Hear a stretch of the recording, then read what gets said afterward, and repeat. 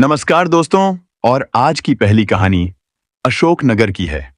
ये बात 2012 की है। अशोक नगर में एक थाना है कचनार। कचनार इलाके में कैलाश यादव अपनी पत्नी रीमा, बेटी जाया और बेटे जयेश के साथ रहते थे। कैलाश यादव एक बैंक में काम करते थे, जबकि रीमा हाउसवाइफ थी। उनकी बेटी जया ग्रेजुएशन की पढ़ाई कर रही थी और जयेश 12वीं कक्षा में था। सब कुछ सामान्य था और परिवार सुख शांति से अपनी जिंदगी बिता रहा था। 13 जून को रात के 2 बजे उनका घर गोली की आवाज से गूंज उठा। उस रात को घर मौजूद परिवार के कैलाश की पत्नी, बेटी और सबसे छोटा बेटा सभी लोग घर के अंदर गूंजी इस आवाज को सुनकर जाग गए। किसी की समझ में नहीं आ रहा था कि आखिर यह आवाज घर के अंदर कहां से और कैसे आई है।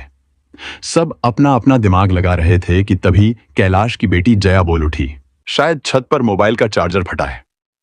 उसका इतना कहना था कि सभी लोग तेजी से छत की तरफ भागे, लेकिन वहां कुछ नहीं मिला। 2 मंजिला मकान में परिवार के सभी लोग ऊपर पहली मंजिल पर सो रहे थे। यहां एक कमरे में मां अपनी बेटी और एक बेटे के साथ सो रही थी, जबकि बगल के कमरे में खुद कैलाश सोए हुए थे। शोर सुनकर पूरा घर जाग गया था, लेकिन कैलाश कमरे से नहीं निकले थे। शायद उनकी नींद ही न टूटी हो, ऐसा सोचकर उन्हें घटना के बारे में बताने के लिए उनकी पत्नी ने कमरे में जाकर लाइट का बटन ऑन किया तो उनकी चीख निकल पड़ी। कमरे में पलंग पर पति का शरीर खून से सना पड़ा था। उनके पेट के अलावा मुंह से भी खून बह रहा था। यह देखकर पूरे परिवार की धड़कन रुक सी गई। फिर जब परिवार ने खुद को संभाला तो परिवार की बेटी ने कुछ दूर पर रहने वाले अपने चाचा को फोन लगाकर घटना की खबर दे दी, जिससे कुछ ही देर में यह भी मौके पर पहुंच गए।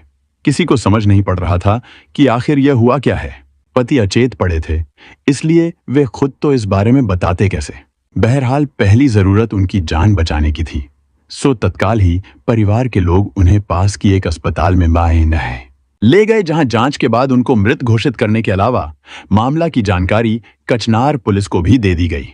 सर्दी, गर्मी हो बारिश, पुलिस का काम किसी भी स्थिति में नहीं रुकता। उस रात तेज बारिश हो रही थी, लेकिन फिर भी कचनार के टीआई आरबीएस सुधीर माने इलाके में आ पहुंचे। करीब 2:30 बजे उन्हें कैलाश यादव की संदिग्ध मृत्यु की खबर मिली और वो तुरंत अस्पताल पहुंचे। मौके पर मौजूद मृतक के छोटे भाई ने टीआई सुधीर को पूरा घटनाक्रम कह सुनाया, जिससे जानने के बाद श्री सुधीर वे शव को कब्जे में लेने के बाद उनके घर का रुख करते हुए घटना की जानकारी तत्कालीन सीएसपी कमलेश तोमर को दे दी। मौके पर जांच में टीआई सुधीर ने पाया कि जिस बिस्तर पर मृतक सो रहे थे वह खून से भीगा हुआ था, लेकिन कमरे में कोई भी ऐसा हथियार नहीं मिला जिससे गोली चलाने जाने का शक किया जा सके। दूसरी तरफ मृतक की बेटी जया और परिवार वालों ने यह शक जताया कि हादसा मोबाइल चार्जर के फटने से हुआ है, लेकिन टीआई सुधीर ने यह माना कि अगर ऐसा होता तो वहां कोई टूटा फूटा वाला मोबाइल या चार्जर मिलता, लेकिन कुछ भी ऐसा नहीं था। रात को ज्यादा पूछताछ करना मुश्किल था, इसलिए उन्होंने कमरे को सील कर दिया। अब पुलिस को मामले की जांच और कार्रवाई के लिए पोस्टमार्टम रिपोर्ट का इंतजार था। इस समय मामला हत्या और आत्महत्या के बीच झूल रहा था, लेकिन एक बड़ा सवाल यह था कि अगर यह आत्महत्या है तो हथियार कहां है? अगर यह हत्या है तो किसी बाहरी आदमी के घर में दाखिल होने का कोई सबूत पुलिस को क्यों नहीं मिला? यही वजह थी कि हत्या की थ्योरी पूरी तरह से पक्की नहीं हो पा रही थी। एसपी भी मामले की गंभीरता को समझ रहे थे। दूसरी तरफ सीएसपी तोमर को टीआई सुधीर की काबिलियत पर पूरा भरोसा था, इसलिए उन्होंने टीआई सुधीर के नेतृत्व में एक टीम गठित कर दी। यह कहना जरूरी नहीं था कि टीआई सुधीर को पहले ही कैलाश यादव की हत्या किए जाने का शक था, और उनका यह शक उस वक्त और भी पुख्ता हो गया जब पोस्टमार्टम के दौरान कैलाश के दिल के पास फंसी एक गोली मिली। गोली पेट में मारी गई थी, जो तिरछी ऊपर की ओर चलकर दिल के पास फंस गई थी। यह साफ तौर पर दिखाता है कि अगर किसी ने खुद को गोली मारी होती तो वह आमतौर पर सिर में गोली मारता। दूसरी तरफ यह भी मान लिया जाए कि कैलाश ने खुद को गोली मारी थी, तो बिस्तर पर लेटा हुआ व्यक्ति इस कोण से खुद को गोली नहीं मार सकता था, जिस कोण से गोली कैलाश के पेट में घुसी और दिल के पास जाकर फंस गई। इसलिए टीआई सुधीर के मन में पहले से ही यह साफ था कि कैलाश की हत्या की गई है। मकान में किसी बाहरी व्यक्ति के दाखिल होने के कोई निशान नहीं मिले थे और जिस कमरे में कैलाश सो रहे थे उसकी स्थिति भी ऐसी नहीं थी कि गोली बाहर से या पास पड़ोस की किसी छत से चलाई जा सके। फिर पोस्टमार्टम रिपोर्ट ने भी यह साफ कर दिया कि गोली काफी नजदीक से चलाई गई थी। यानी टीआई सुधीर के दिमाग में यह बात एकदम साफ थी कि अगर यह हत्या है तो इसमें परिवार के किसी नजदीकी सदस्य का हाथ हो सकता है। इसलिए कचनार के टीआई ने कैलाश की पोस्टमार्टम रिपोर्ट मिलने से पहले ही अपनी टीम की मदद से कैलाश और उसके परिवार के सदस्यों की कुंडली बनाने के साथ साथ कैलाश के दुश्मनों की भी सूची बनानी शुरू कर दी। कैलाश की किसी से कोई रंजिश नहीं थी और वह बैंक में नौकरी करते थे। पुलिस ने कैलाश के साथ काम करने वाले कुछ लोगों से भी पूछताछ की, लेकिन ऐसी कोई जानकारी नहीं मिली जिससे यह पता चले कि कैलाश को कोई बड़ी परेशानी थी जो उसे आत्महत्या जैसा कदम उठाने पर मजबूर कर देती। इस स्थिति में टीआई सुधीर यह समझ चुके थे कि चाहे मामला हत्या का हो या आत्महत्या का, दोनों ही मामलों में कोई स्पष्ट मोटिव नहीं था। अब पुलिस को कैलाश की पोस्टमार्टम रिपोर्ट का इंतजार था, जिसके बाद आगे की कार्रवाई का रास्ता खुलने वाला था। 14 जून को टीआई सुधीर को पोस्टमार्टम रिपोर्ट मिल गई, जिसमें सीधे सीधे कैलाश की हत्या किए जाने की ओर इशारा किया गया। इस रिपोर्ट को लेकर टीआई सुधीर खुद पोस्टमार्टम करने वाले डॉक्टर से मिले और शव की प्रत्येक स्थिति पर वैज्ञानिक रूप से चर्चा की। जब यह साफ हो गया कि मामला हत्या का है, तो 14 जून को पुलिस ने अज्ञात के खिलाफ हत्या का मामला दर्ज किया। पूछताछ और घटना की रात में इस परिवार के सभी लोगों की मोबाइल लोकेशन की जांच की गई, लेकिन कोई खास जानकारी नहीं मिली। इसके बाद टीआई सुधीर ने पूरा ध्यान कैलाश की बेटी जया पर केंद्रित किया। उनकी टीम द्वारा बनाई गई जया की कुंडली में यह सामने आया कि वह इलाके के एक युवक विशाल के साथ प्रेम संबंधों में थी। जया की कॉल डिटेल में यह सामने आया कि पिछले कुछ समय से उसकी अपने प्रेमी विशाल से फोन पर बहुत कम बात हो रही थी। हालांकि उसकी कॉल डिटेल में यह भी पता चला कि वह इलाके में ही रहने वाले विशाल के खास दोस्त जीतम के साथ देर रात तक काफी लंबी बातचीत कर रही थी। जीतम के साथ जया की बातचीत का सिलसिला 23 जनवरी से शुरू हुआ था, लेकिन क्योंकि विशाल का नाम प्रेमी के तौर पर चर्चा में था, पुलिस ने पहले उसे बुलाकर पूछताछ की। विशाल पूछताछ के दौरान काफी घबराया हुआ था और फिर उसने स्वीकार कर लिया कि उसके और जया के बीच पिछले 6-7 साल से नजदीकी प्रेम संबंध थे। जया काफी खुले विचारों की थी, इसलिए वह विशाल को अपने घर बुलाती थी। जया के 2 मंजिला मकान में नीचे की मंजिल खाली पड़ी रहती थी और वह नीचे के कमरों का इस्तेमाल अपने प्रेमी से मिलने के लिए करती थी। विशाल ने यह भी बताया कि जब वह जया से मिलने उसके घर जाता तो अक्सर उसका खास दोस्त जीतम भी उसके साथ आता था। जितने समय विशाल जया के साथ कमरे में रहता, उतने समय जीतम बाहर चौकीदारी करता था। विशाल ने पुलिस को यह भी बताया कि जया के कहने पर जीतम उसे भाभी कहकर बुलाता था।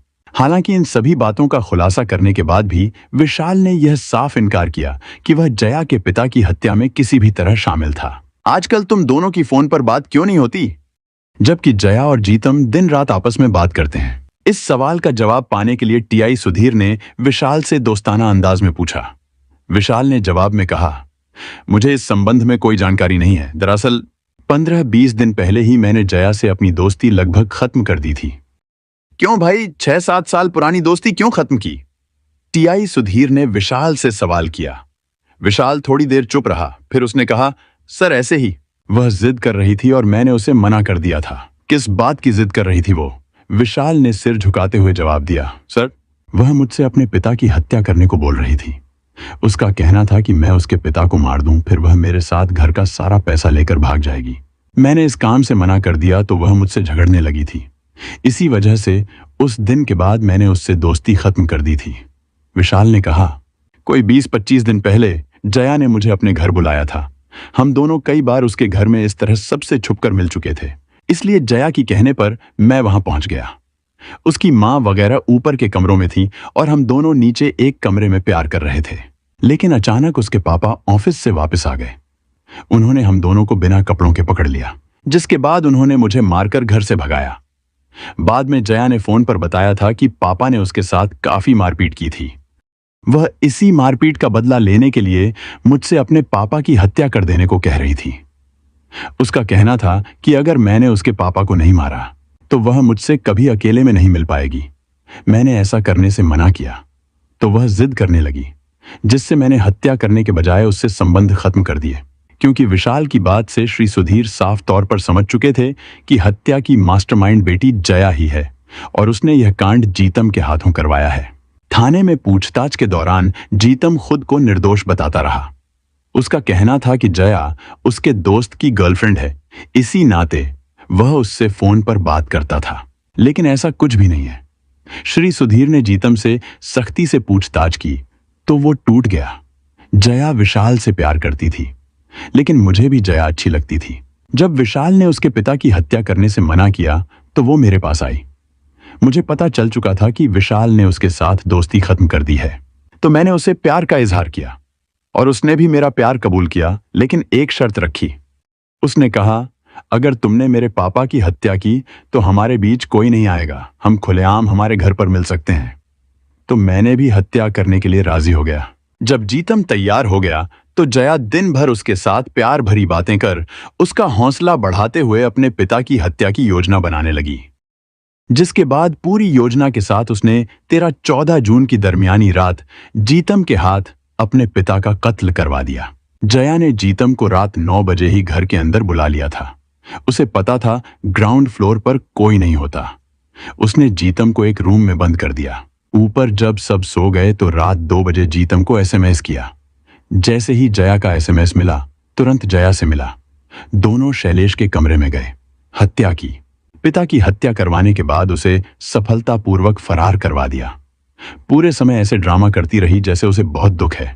उसकी योजना पिता की हत्या के बाद अपनी शर्त पर जिंदगी जीने की थी, मगर टीआई सुधीर और उनकी टीम ने जया और उसके नए प्रेमी को सलाखों के पीछे पहुंचा दिया।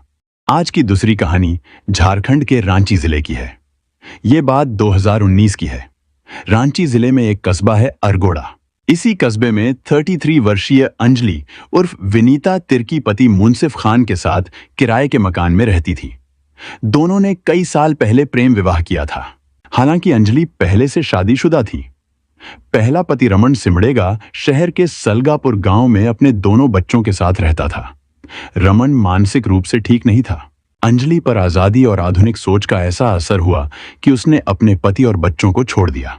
वह अरगोड़ा के महावीर नगर मोहल्ले में अपने प्रेमी मुंसिफ खान के साथ रहने लगी, जो अब उसका पति बन चुका था। ऐसे में जब अंजलि को अपने बच्चों की याद सताती तो वह उनसे मिलने चली जाती। कुछ दिन उनके साथ बिताकर फिर महावीर नगर वापस मुंसिफ खान के पास लौट आती। अंजलि और मुंसिफ खान कई सालों से मिलकर सूद पर पैसे देने का काम कर रहे थे। उनके लाखों रुपए बाजार में फंसे हुए थे, लेकिन इसके बावजूद यह धंधा काफी मुनाफे का साबित हो रहा था। धीरे धीरे उन्होंने सूद के साथ जुए का कारोबार भी शुरू कर दिया। जुए के धंधे ने उनके बिजनेस को और बढ़ा दिया, जिससे उनकी आमदनी दिन रात तेजी से बढ़ने लगी। अंजलि बेहद खूबसूरत और चंचल स्वभाव की महिला थी। महिला होते हुए भी उसने ऐसे धंधे में कदम रख दिया था जहां ग्राहकों की नजरें हर वक्त औरतों पर भेड़िए की तरह टिकी रहती थीं। लेकिन अंजलि ने हमेशा एक संतुलित व्यवहार रखा, न किसी से खास दोस्ती, न किसी से दुश्मनी। हालांकि सूद और जुए का धंधा गंदा माना जाता था, लेकिन अंजलि अपने चरित्र के मामले में बेहद पाक साफ और सतर्क रहती थी। जो भी उसे गलत नजरों से देखता वह उसके साथ सख्ती से पेश आती। इस धंधे में अंजलि और मुंसिफ खान का साथ देने वालों में कई लोग शामिल थे, जिनमें फिरदौस रसीद और आरती के नाम खास तौर पर जाने जाते थे। फिरदौस रसीद और आरती लोअर बाजार इलाके के कला लटोली चर्च रोड मोहल्ले में एक दूसरे के पड़ोसी थे। धंधे के सिलसिले में फिरदौस और आरती का अंजलि के घर आना जाना लगा रहता था।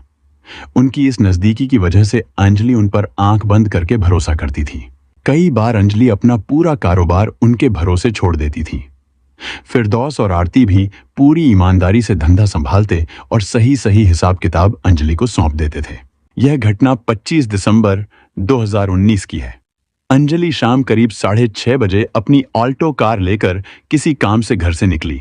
जाते वक्त उसने पति मुंसिफ खान से कहा था कि वह जल्द ही वापस आ जाएगी, लेकिन कई घंटे बीत गए। न तो उसका कोई फोन आया और न ही वह घर लौटी। इस बीच मुंसिफ भी थोड़ी देर के लिए बाजार घूमने निकल गया था। करीब 2 घंटे बाद जब वह घर लौटा तो देखा कि अंजलि अब तक नहीं आई थी। यह देख मुंसिफ परेशान हो गया। उसने तुरंत अंजलि के मोबाइल पर कॉल किया, लेकिन फोन बंद आ रहा था। यह बात उसे और ज्यादा हैरान कर रही थी, क्योंकि अंजलि कभी अपना फोन बंद नहीं रखती थी। बार बार फोन स्विच ऑफ मिलने से मुंसिफ की बेचैनी बढ़ती जा रही थी।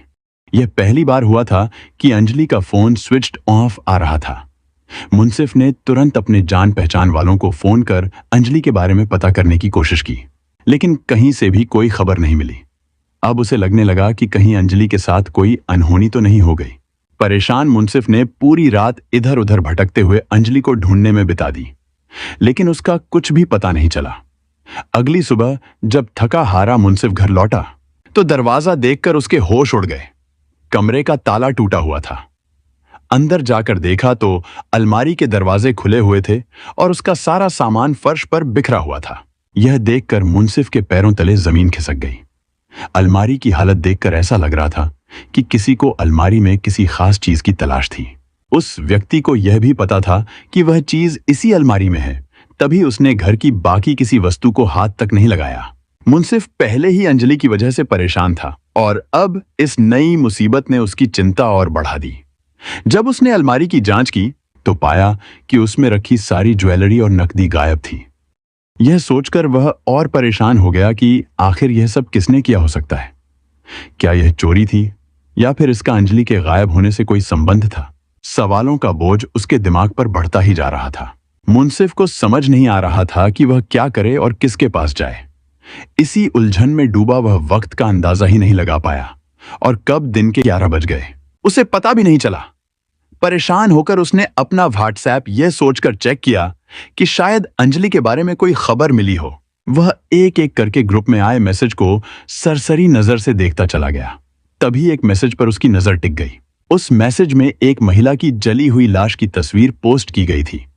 लाश बुरी तरह झुलसी हुई थी, जिससे पहचान करना मुश्किल था।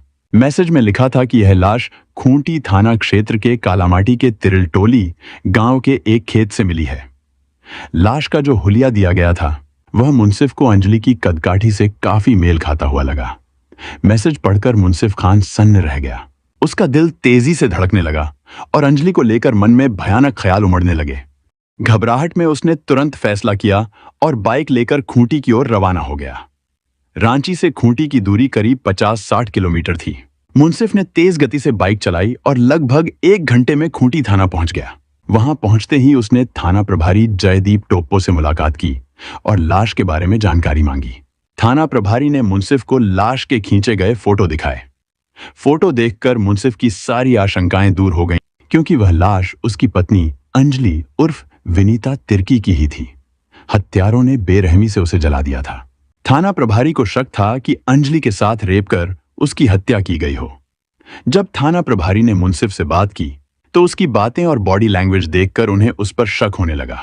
उन्हें लगा कि शायद मुंसिफ ने ही अपनी पत्नी की हत्या की हो और अब पुलिस से बचने का नाटक कर रहा हो। इसी आशंका के तहत थाना प्रभारी जयदीप टोप्पो ने मुंसिफ खान को पूछताछ के लिए हिरासत में ले लिया। लंबी पूछताछ के बाद भी पुलिस को उससे कोई ठोस जानकारी नहीं मिली।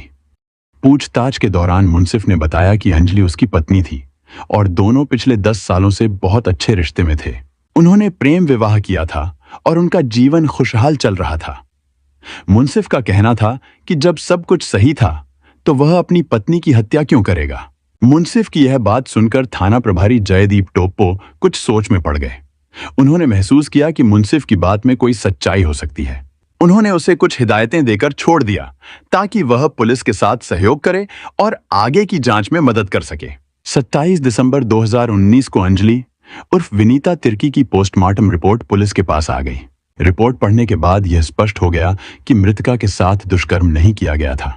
रिपोर्ट में यह महत्वपूर्ण जानकारी दी गई थी कि मृतका की हत्या गला दबाकर की गई थी और उसके बाद बदमाशों ने लाश पर मिट्टी का तेल डालकर आग लगा दी थी। यह तथ्य सामने आने के बाद पुलिस की जांच में नई दिशा मिली और मामला अब कुछ और जटिल हो गया। अंजलि उर्फ विनीता तिर्की हत्याकांड की जांच की मॉनिटरिंग एसपी आशुतोष शेखर कर रहे थे। उन्होंने इस मामले का जल्द से जल्द खुलासा करने के लिए एसडीपीओ आशीष कुमार के नेतृत्व में एक स्पेशल इन्वेस्टिगेशन टीम का गठन किया। इस टीम को मामले की गहरी और विस्तृत जांच करने का जिम्मा सौंपा गया था ताकि हत्या के पीछे की सच्चाई का पता चल सके। मृतका अंजलि रांची जिले की रहने वाली थी। इसलिए पुलिस ने सच तक पहुंचने के लिए जांच की शुरुआत रांची से की। इंस्पेक्टर राधेश्याम तिवारी ने रांची पहुंचकर अंजलि के पति मुंसिफ खान से फिर से पूछताछ की और उसके मोबाइल की कॉल डिटेल्स निकलवाए।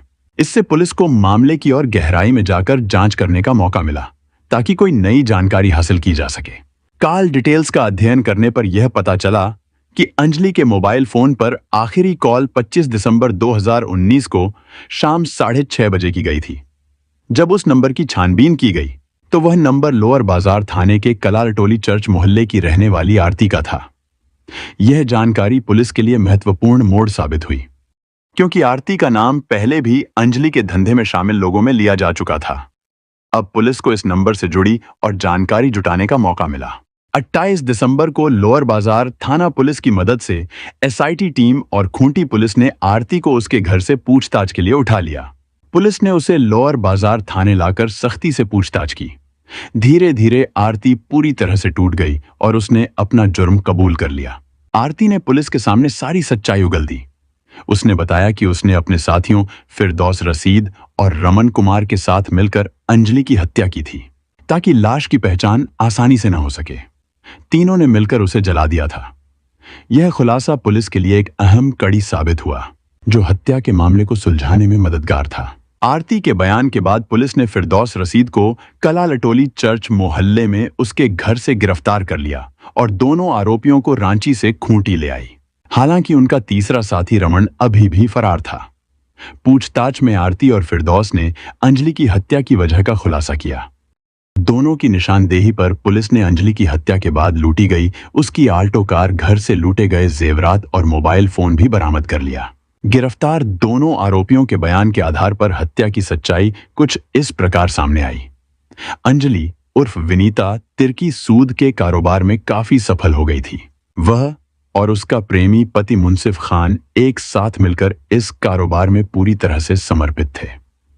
मुंसिफ अपने पत्नी के लिए हर वक्त तैयार रहता था और उसकी एक हुक्म पर हर मुश्किल को आसान बना देता था। सूद के कारोबार से जब अंजलि को अच्छी कमाई हुई तो उसने अपने बिजनेस का विस्तार किया और एक गुप्त स्थान पर जुए का अड्डा भी चला लिया। इस कारोबार को बढ़ाते हुए उसे अब कुछ ईमानदार और विश्वास पात्र लोगों की जरूरत थी। अंजलि को 3 लोग फिरदौस रशीद, रमन और आरती अपनी नजदीकी और विश्वास के कारण अच्छे लगे। वे तीनों अक्सर सूद पर पैसे लेते थे और समय पर ब्याज चुकता भी कर देते थे। अंजलि इन तीनों की ईमानदारी से बहुत खुश थी और वे कभी कभी जुए का अड्डा भी संभालने में उसकी मदद करते थे। फिरदौस रशीद, रमन और आरती तीनों कलालटोली चर्च मोहल्ले में अगल बगल रहते थे और अच्छे दोस्त थे। तीनों के पास अपने अपने परिवार थे, लेकिन अच्छी नौकरी का न होना उनकी सबसे बड़ी समस्या थी। इस वजह से उनके पास ज्यादा खाली समय था, जो वे अच्छे तरीकों से पैसे कमाने में खर्च करना चाहते थे। आरती को छोड़कर फिरदौस और रमन दोनों बाल बच्चेदार थे और परिवार के खर्चे को लेकर उन्हें पैसों की सख्त जरूरत थी। इस वजह से वे शॉर्टकट तरीके से ज्यादा पैसे कमाने की कोशिश कर रहे थे। जुआ खेलने के लिए वे अक्सर अंजलि के अड्डे पर जाया करते थे, जहां उन्हें जल्द पैसा कमाने का मौका मिलता था। फिरदौस रशीद को जुए की लत ने पूरी तरह से कंगाल बना दिया था। वह खुद को इस लत से बाहर नहीं निकाल पाया था और धीरे धीरे आरती और रमन भी जुए के इस धंधे में फंस गए थे। फिरदौस ने अपनी बीवी के गहने तक जुए में हार दिए थे। गहने वापस पाने की उम्मीद में फिरदौस ने यार दोस्तों से कर्ज लिया और फिर से अपनी किस्मत आजमाने के लिए अंजलि के जुए के अड्डे पर पहुंचा। लेकिन इस बार भी उसकी किस्मत ने उसे धोखा दे दिया। जिन पैसों से उसने कर्ज लिया था वह भी जुए में हार गया। अब धीरे धीरे फिरदौस अंजलि का लाखों रुपयों का कर्जदार बन गया था। यह सब दिसंबर 2019 के पहले हफ्ते की बात थी, जब फिरदौस की स्थिति बहुत ही खराब हो गई थी। फिरदौस रशीद ने जब देखा कि अंजलि के तगादों से वह परेशान हो चुका है और उसे कर्ज चुकाने का कोई रास्ता नहीं मिल रहा, तो उसके दिमाग में एक खतरनाक योजना आई। उसने सोचा कि अगर अंजलि को रास्ते से हटा दिया जाए तो न तो उसे कर्ज चुकाना पड़ेगा और न ही उसकी परेशानियों का सामना करना होगा। यह विचार उसके मन में आते ही उसे एक तरह की राहत महसूस हुई और उसकी खुशी का कोई ठिकाना नहीं रहा। फिरदौस ने इस खतरनाक योजना को अमल में लाने के लिए अपने साथियों आरती और रमन को भी शामिल किया। तीनों ने मिलकर तय किया कि अंजलि को मार डालना ही इस समस्या का सबसे आसान हल है। फिरदौस रसीद की योजना को अंजाम देने के लिए आरती और रमन ने उसकी मदद करने का फैसला किया, क्योंकि वे भी अंजलि से परेशान थे। जुए में हारने के बाद उन्हें अंजलि के तगादे का सामना करना पड़ रहा था और वे आर्थिक रूप से पूरी तरह से परेशान थे। दोनों को लगा कि अगर अंजलि को रास्ते से हटा दिया जाए तो उनकी सारी परेशानियां खत्म हो सकती हैं। इस कारण वे फिरदौस के साथ मिलकर उस खतरनाक योजना का हिस्सा बने।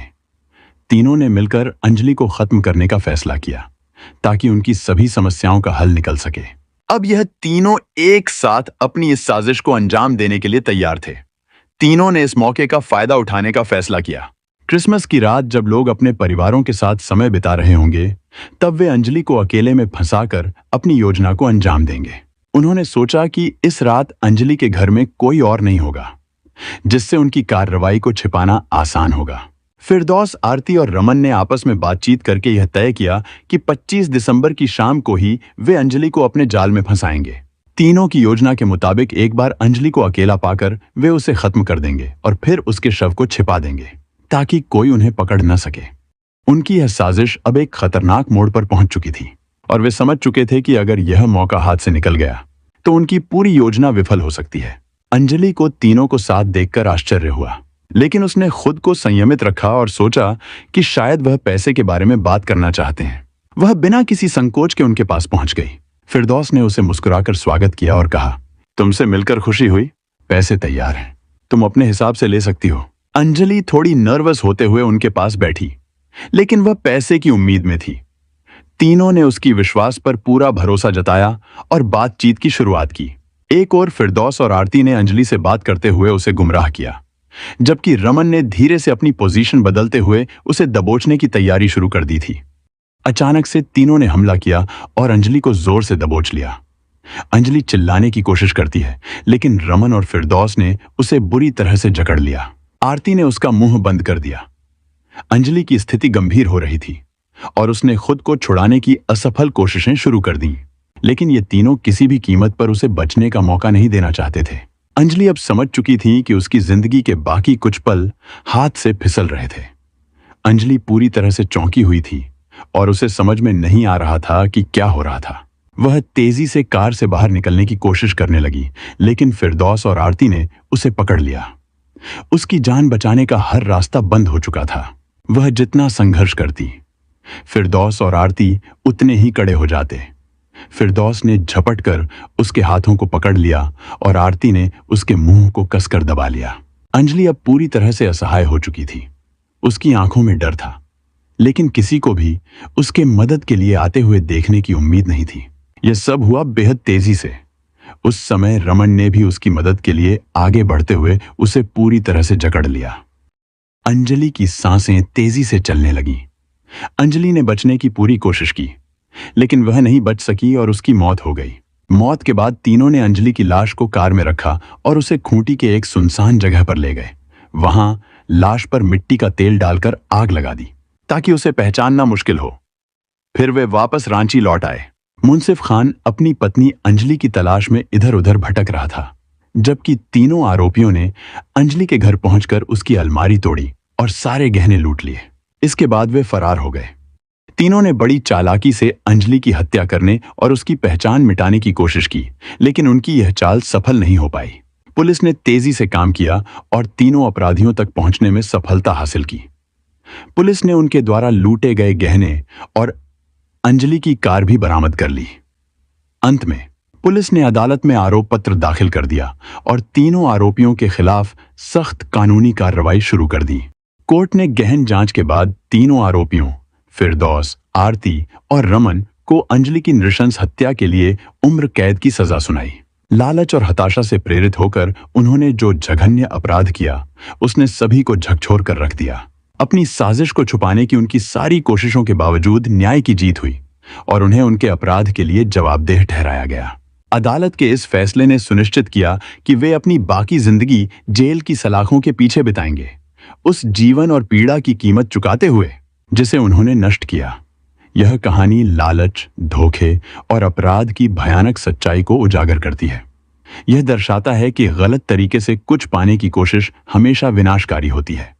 पुलिस ने मेहनत और सूझबूझ से इस मामले को सुलझाया, जिससे यह साबित होता है कि अपराधी चाहे कितना भी चालाक क्यों न हो, उसे कानून से बचना नामुमकिन है। हमारा उद्देश्य यह है कि लोग इन घटनाओं से सीखें और गलत रास्तों पर चलने से बचें। यह कहानी एक अहम चेतावनी है जो हमें बताती है कि जीवन में सही फैसले लेना कितना जरूरी है। हमें मिलकर एक बेहतर समाज बनाने की कोशिश करनी चाहिए, जहां प्यार और ईमानदारी की अहमियत हो। ऐसी सच्ची घटनाओं और उनसे मिले संदेशों के साथ मैं फिर लौट कर आऊंगा।